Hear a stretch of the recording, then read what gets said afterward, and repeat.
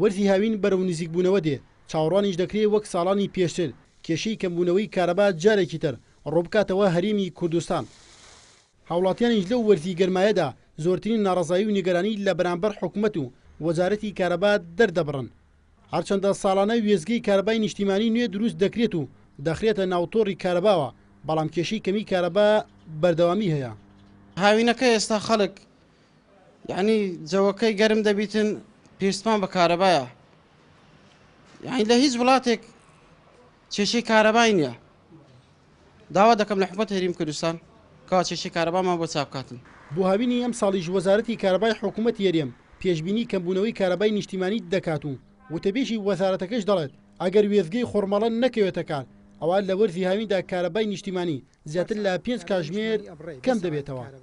بۆیە پێشبینیەکەین لەم ساڵدا بە زیادبوونی وێزگەی خۆرمەڵەوە 5 کاتژمێر کارەبای نیشتیمانی ببڕێ بە لایەنی کەمەوەکو باسم کردووە. بەتاکی دەگەر ئەو 250 مێگاواتە نێتە ناو سیستمەوە و یاخود کێشەی ترمان بۆ دروست بێ بە بڕی 200 مێگاوات یا زیاتر ئەوە کاریگەری لایەنی کەم 2 کاتژمێر بڕینی تری کارەبای هەیە لە سەر سیستمی کارەبا. هەرێمی کوردستان خاوەنی دەوێزگەی بەرهەمێنانی کارەبای نیشتیمانیە کە لە توانایاندا هەیە 2600 مێگاوات کارەبا بەرهەم بێنن.